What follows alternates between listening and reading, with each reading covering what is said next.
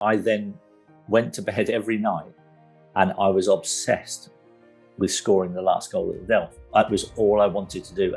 I just felt like it was my destiny. When the game came, I was put on as a sub with about 12 minutes to go. It was a really odd feeling, but I knew it didn't matter how difficult the chance was. All I needed was a chance, because at that point, I was so obsessed with scoring the goal that if a chance fell to me, I knew it was going to go in. And the chance did fall to me in the 88th minute. The noise that the stadium made that day, I'd scored a lot of goals in that stadium, but I had never experienced the level of noise and the sheer emotion that poured out from the stadium when that goal went in.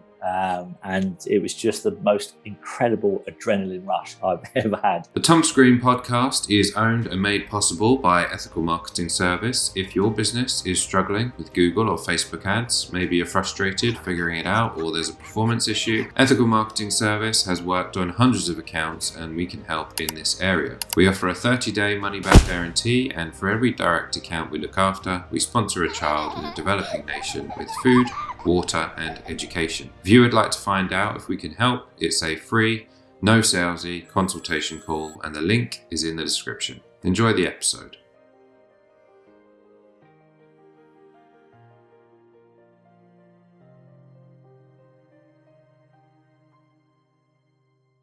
Thomas Green here with Ethical Marketing Service. On the episode today, we have Matt Le Tissier. Matt, welcome. Thank you very much, mate.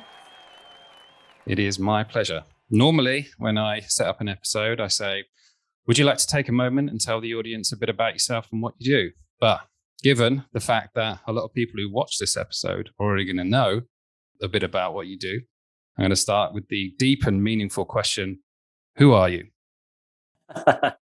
I am Matt Le Tissier, little boy from Guernsey who happened to be pretty good at sport. Made a career in professional football, and then another career in punditry and football afterwards. And until a couple of years ago, that was all going very well. And then the world changed, and here I am. Well, thank you for the introduction. I've done a lot of prep on the previous episodes or conversations that you've had, and one of the things that you said regarding your footballing career is that you've relied on your natural ability. And so I wanted to get your take on talent versus hard work and what your thoughts are on that topic. It's an interesting debate. I think that you can get by with both. You can make a career with not being very talented and having a lot of hard work. You can make a career in football by being very talented with little effort or less effort than most other people have to put in. And then you get the people who do both. And they are the ones that become world-class and incredibly rich. Well, where would you say you fall on that spectrum? Where would I fall? I fall in the spectrum of being incredibly talented, but also not the hardest working of all the footballers that I played amongst. I would have been in the lower percentile of the fitness levels of the players, and I kind of got myself to a level of fitness that I knew was enough to be able to display the talents that I had. And looking back at that sort of context of hard work versus talent, would you have done anything differently? No, I wouldn't have done anything differently. I had a fantastic time in my career. Loved every minute of it. Loved entertaining people playing football. It felt like that's what I was put on the planet to do. And I did that to the best of my ability. And I did that whilst not being obsessive about how my body looked, what fat percentage I had in my body. I did that whilst having being able to have a life outside. And I've always felt like having that balance in life was far more important to me. That's not to say it's the right thing. it's the right thing for me, because it's not the same for everybody. The fat percentage of your body, that's the important stuff to focus on, right? That's what some people will focus on. And towards the back end of my career, the coaches and the managers started to take more notice of that kind of stuff. So that's when I decided that, yeah, it's probably best if I retire now. Well, framing the last couple of questions, I've heard it said that I've heard both sides of the coin, and the example used. I mean, you could easily use your success. The example I heard was David Beckham's free kicks. So, people would say that he has a talent for that type of thing, but then they wouldn't recognize that maybe he spent, 300 free kicks in training every day in order to get that skill. Any thoughts there? I think sometimes we do, even in my case, you do underestimate what it takes to get to the level that you see on the television when it comes to playing professional football. And, a lot of stuff was said about me in my career, which wasn't particularly accurate. When I said that I wasn't the fittest player, I should clarify that by saying I wasn't unfit, but I just wasn't quite as fit as some of the other players. And I think it was a little bit harsh from some of my critics to never acknowledge the work that went in when I was growing up, the practice that I put in to be able to be as good as I got, and that was never ever really recognised. So yes, the practice for the free kicks, that is a learnt technique, and that is something that you can spend hours and hours doing, and you will get better and better at it. And that's what David did. It's what James Ward-Prowse does at Southampton as well. So yeah, there's got to be a balance in there somewhere. And I would say I was on the scale of more talent than hard work. Well, you've already mentioned sort of there's a topic online which is sort of focusing on the journey versus focusing on the outcome. And there's a debate, an ongoing debate about perhaps what you should quote unquote do. And I feel like you're a great example of someone who has enjoyed the journey. Have you got any thoughts on that topic? Yeah, I mean, I've very much enjoyed the journey, and I'm very much a live in the moment kind of bloke. I don't really plan for too far ahead in the future. And yeah, I think I would be on the side of just enjoy the journey as it goes. When things change, you react to situations that happen on and off the pitch. You make your decisions. You take as much time as you need to make those decisions, and you try and make the right decisions for what is right for you in your life at that time. And that's going to be a very different answer for everybody. Well, I like the fact that you said that you were paid for doing your hobby. Absolutely. If someone is facing the choice between doing something which they love versus doing something that pays well, what advice do you give them? I would, if I would say, do the thing that you love, as long as it rewards you enough to be able to want to live the life that you want to live. If that makes sense. I've never really had a very lavish lifestyle. I don't spend huge amounts of money on cars and that kind of stuff. Just on the golf membership. Golf membership, yes. Yeah, my £1,700 a year I spend on my golf membership is probably the best money that I spend all year, because I do play a lot of golf. Well, you've said that you put happiness above money and trophies previously. Yep. Would you say that you're happy? Yeah, I've got to 53 years of age in my life, and I look back. And there might be a couple of little things that I would have changed, maybe done differently. But with my hand on my heart, I don't really have too many regrets in life, and I sleep very well. every night when my head hits the pillow, and I'm very content. And yeah, I would say I'm probably one of the happiest people I know. So how do you do that then? How do you do that? I think you do that by being true to yourself, I think, and sometimes sticking up for what you think is right, even though the majority of people think you're wrong. And I think as long as you do that, and you do it with humility, then I think you can look yourself in the mirror every day and go, do you know what? That's what you thought was right. You stick up for it and be happy about it. It's interesting because the opposite of that, of course, would be if you're, let's say, pretending to be someone you're not, then that's probably going to make you quite unhappy. The positive mental attitude that you've spoken about previously, the context there was, I think, your amazing penalty statistics. You also referred to it as having the right mentality. Yep. If you were going to attempt to teach someone about that, either the positive mental attitude or the mentality, how would you share that principle? Well, I think first and foremost, you need to understand whether the person that you're trying to teach actually wants to be there in the first place. So the first thing you have to find out about somebody is when a penalty is given, how does it make them feel?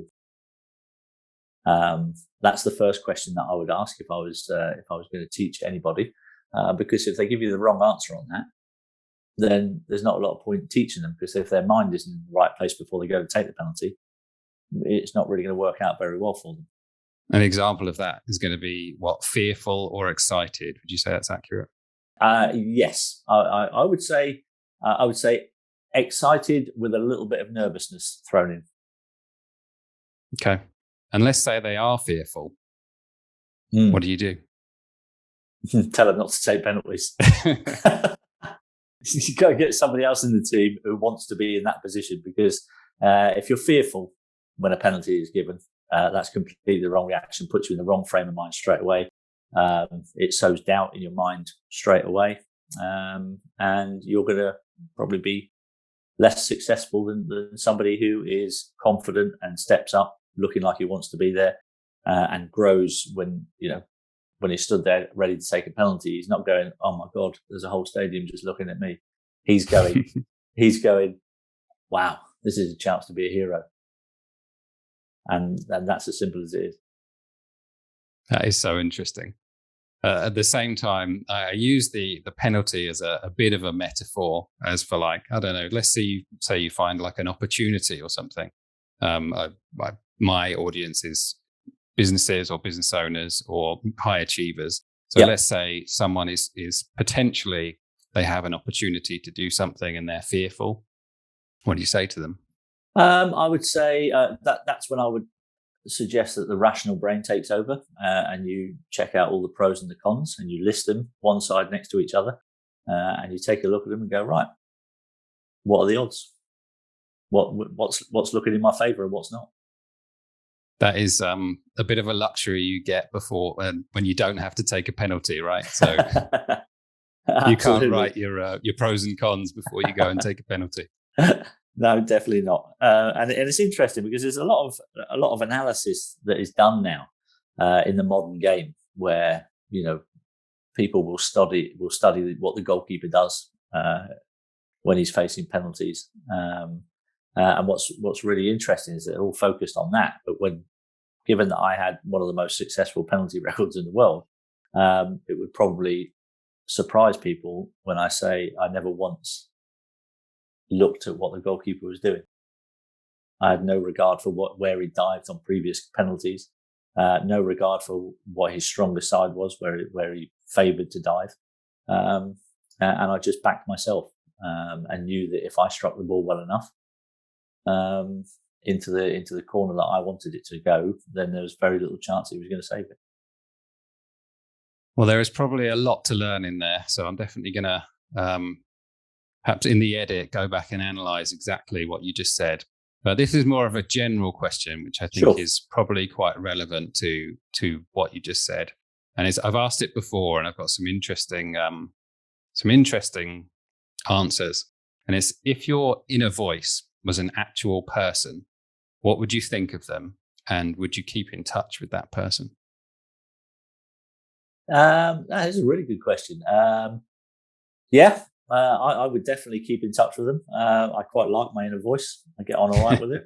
And it keeps me balanced. And I think that's kind of one of the reasons why we have that kind of inner voice, or the little thing on your shoulder going, "Oi, don't be stupid, don't do that." So yeah, I definitely keep in touch with him, and he keeps me balanced. That would be my answer. It says a lot about what's going on in there. And I did get the answer of, no, I'd probably end up in prison because I punch him in the face. No, I'm all right with mine. I'm all good. You mentioned previously in one of your answers about the fact that there's some unfair criticism of you in some instances, because, and I think the context that I'm referring to is lack of ambition. Because when you were younger, you wanted to be a professional footballer and you wanted to play for England. Yep. And the question is around dealing with criticism. And from what I've seen at you, you've been pretty great at dealing with criticism. The question is how other people can learn from that, because lots of people on social media now, and social media can be a pretty brutal place for people if they're not prepared for that. What would you share with those people? Social media can be an awful place at times. So I would suggest that you kind of assess your own strengths and weaknesses in your personality, decide whether or not, that criticism that may come your way, how that will affect you. And if it's not going to affect you too much, then by all means, take a look through your replies and see what people are saying. However, if you feel like, honestly, you're a little bit fragile and that might distract you, or it might sway you in some way, then the easiest solution is to post your thoughts. Don't look at the replies. That's the easiest thing to do. So for kids, they may not want to be on it at all. I would suggest social media is probably the worst thing that could happen to school-age children in the history of the world. Quite a statement. But well worth reflecting on. I think it is a powerful statement, but it's one that, having grown up as a kid without it, and knowing how happy my childhood was, and how there was none of the distractions that are around to stop you from enjoying just being a kid, and I think that's the biggest thing that the reason why I make that statement is because it distracts you from enjoying life as a kid.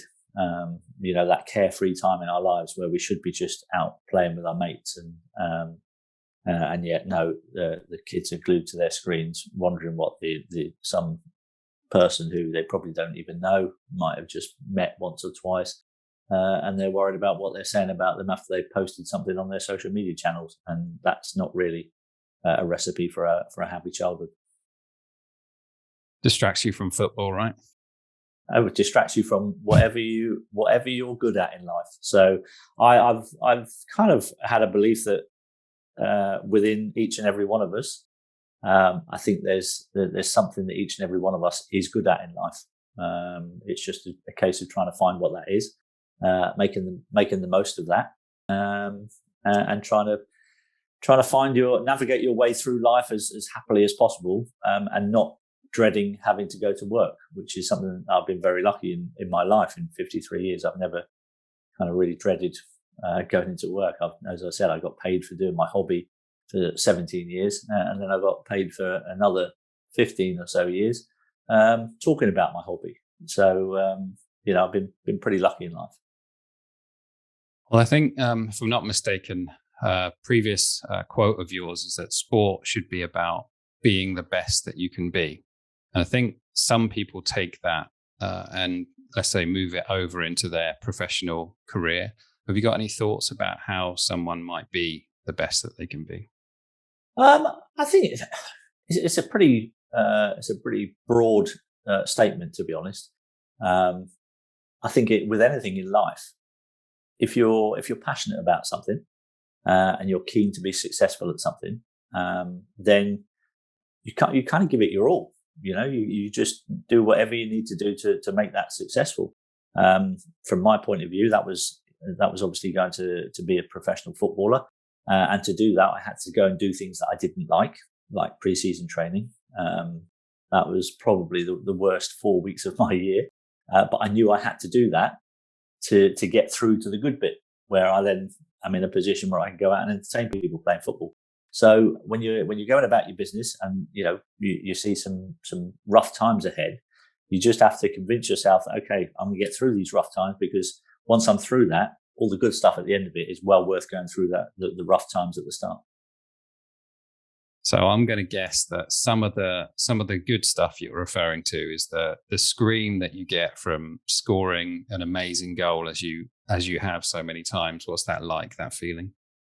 I think, well, first and foremost, it's just kind of stepping out into a football stadium where there's like thousands and thousands of people have spent their hard-earned money to come and watch you play football. That in itself, before you even kick a ball, is a pretty special feeling. So when you run out the tunnel at 5-3, and the stadium erupts as the players come out, that's an incredible feeling on its own, before you even start talking about setting somebody up for an open goal, or putting a great pass through that somebody finishes, or indeed scoring yourself, which is just the ultimate buzz. When you score a goal, especially if it's the winning goal late on in the game, the stadium erupts. It's spine tingling. It is an amazing feeling, and yeah, that's absolutely why I played football. Well, in what I've tried to do in our conversation is to not ask you about, should we say, stuff that you've already spoken about previously, and I've noticed that you're a great storyteller. So some of the stories that you tell are really interesting, really engaging. And I'm going to break my rule and ask you about a story, because I just can't help myself. And it relates to what I just asked you about. And the story is the final goal at the Dell. Would you be willing to share that story and any details perhaps you haven't covered before? Yeah, no, absolutely. So we moved stadiums in 2001, and the 2001 season was our last one at the Dell, and it wasn't a particularly happy season for me. I'd had a lot of injuries through that season. I think I'd scored one goal that season. It was in the League Cup, so I hadn't scored a Premier League goal the whole season. As I say, missed a lot of that season through injury. And getting towards the end, the excitement was starting to build. That there was a big deal being made of the last ever league game at the Dell. There were a couple of other games after that. There was a Jason Dodd testimonial and a friendly against Brighton, but the big one was the last ever league game. And so, approaching the game, it was kind of Stuart Gray was our manager at the time, and I hadn't really justified a place in the squad, if I'm honest, with my performances because of the injuries that I'd had. But Stuart actually came up to me on the Tuesday before the game and said, "Look, for what you've done for this football club," he said, "I'm going to have you on the substitutes bench on the weekend. And no matter what happens, when that final whistle goes, you will be on the pitch at the end, because you deserve to be, because of what you've done for the club for the previous 15 years. And I thought that was a really nice touch from him. He did the same with Franny Benali, who'd been at the club same time as me. And I thought that was lovely, because it just showed that there was still a little bit of, room for sentiment in football, because probably neither myself nor Franny had really justified a place in the squad. But it was from that moment on the Tuesday, before the weekend, I then went to bed every night, and I was obsessed with scoring the last goal at the Dell. That was all I wanted to do. I just felt like it was my destiny for what I'd done for the football club over the last 15 years. I just felt like I really wanted to be the last person to score a league goal at the Dell. And so when the game came, I was put on as a sub with about 12 minutes to go.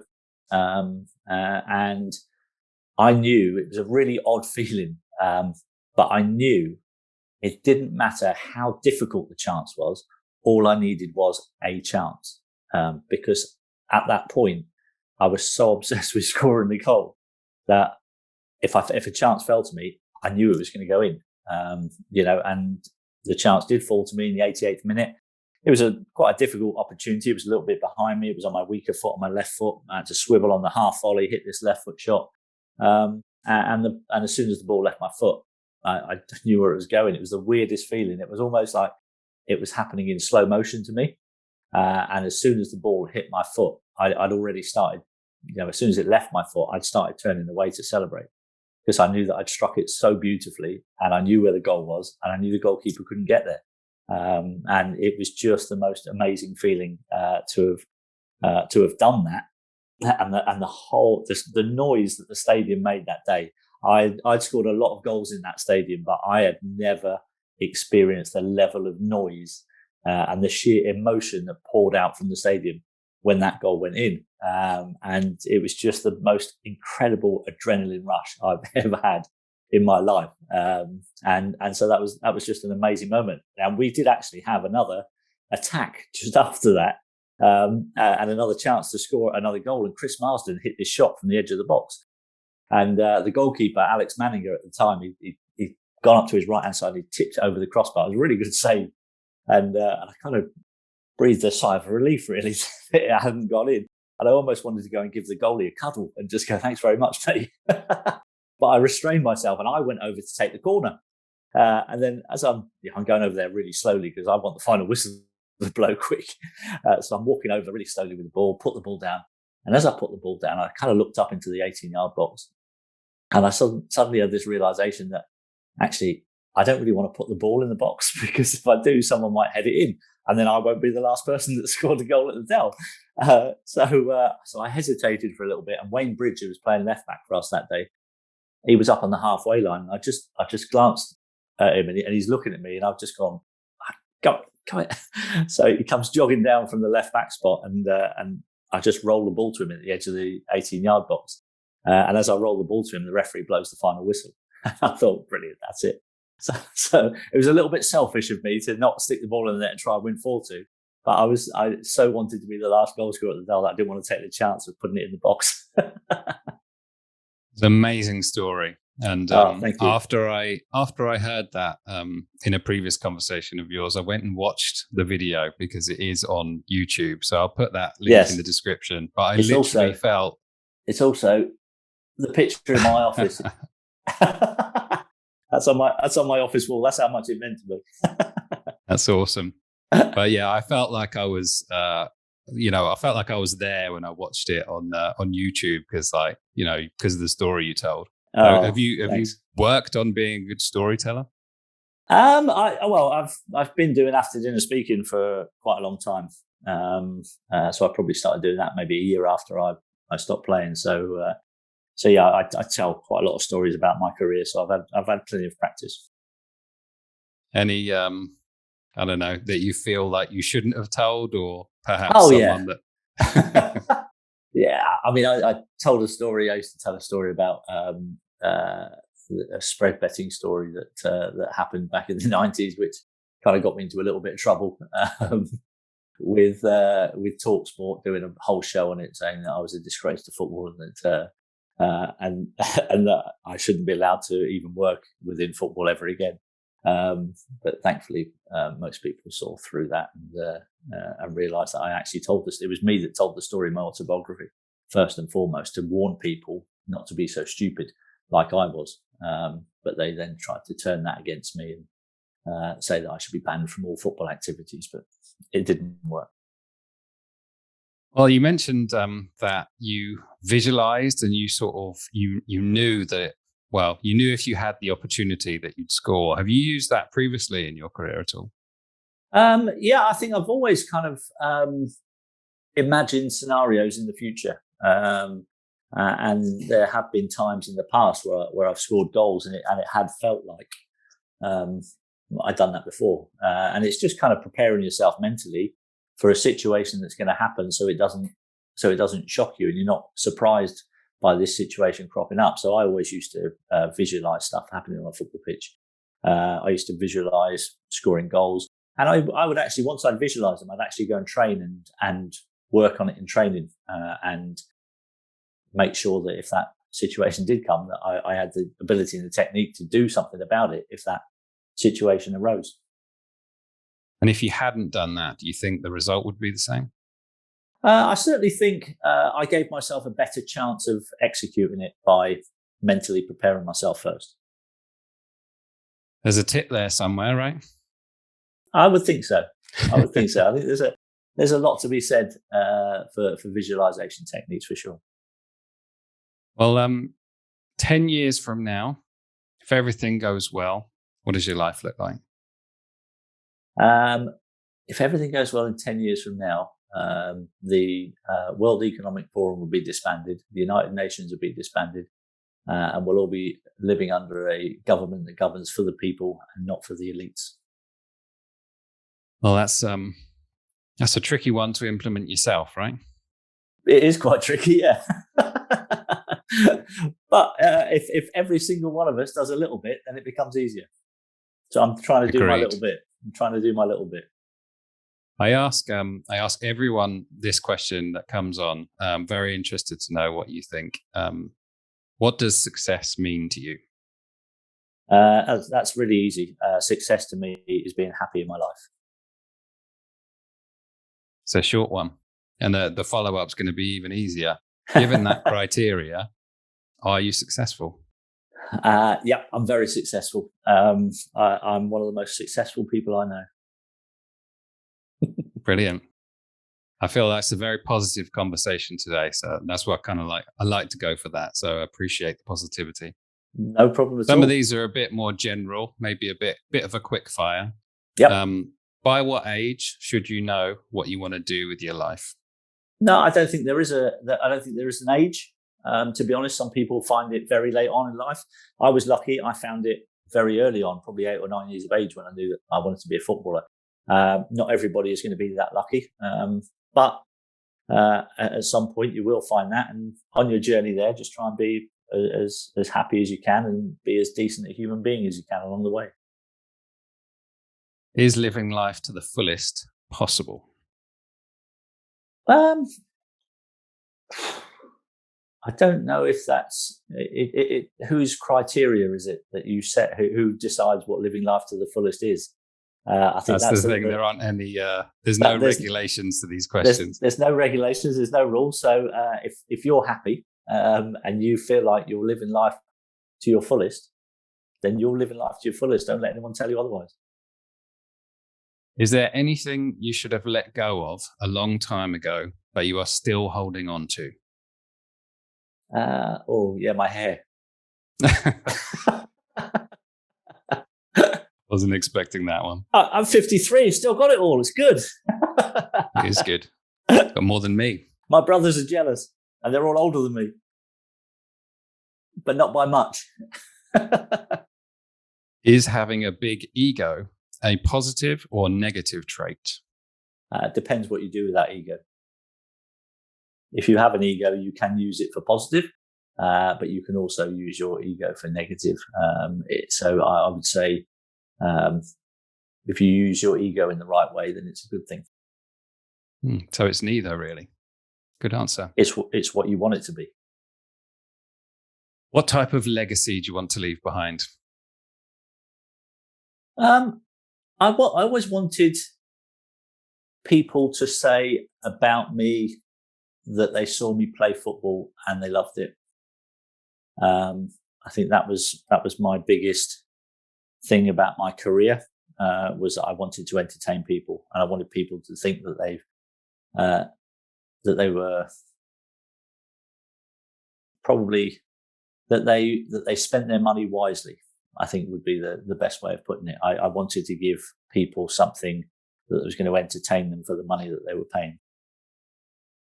Well, there's some, I don't know whether you've seen them. There's some compilations of your goals on YouTube. Have I seen them? Of course, I watch them every day. What's the matter with you? No, that's where all the views are coming from. I have occasionally browsed, yes. But yeah, there's some crackers in there. So I think you did your job if you were looking to entertain. Thank you. This one's an easy one. You ready? Yep. What's the meaning of life? Oh, yeah. How long have we got? The meaning of life. from my personal point of view, my meaning of life is to try and be as happy and as positive as you can, and try to affect the people around you that you love in a good way. That's a good answer. Is there anything that I should have asked you about today? No, I think you've done a pretty good job. I've enjoyed the questions. Any closing thoughts for us? Yeah, I would say to people that believe in what you're doing. If you're passionate about something, then you keep at it and you will get there. It might take a while. Some will take longer than others, but if you're passionate and you love it and it makes you happy, keep at it. Well, I appreciate your time today. I think you've been a big inspiration to, well, should we say tens, maybe hundreds of thousands of people. So congratulations on your career and everything you've done. And if people want to follow you or connect with you, where do they go? I am on Getter and on Twitter, although I'm not sure how long I'll be on Twitter for. They'll probably censor me soon. I am Matt Le Tissier 7 at Matt Le Tissier 7 on both of those platforms, and they're the only things that I'm really on. But I post more on Getter than I do on Twitter, so it's probably best to follow me there. Okay, well, thank you for being a great guest today, Matt Le Tissier. Thanks, Thomas. Good to talk to you.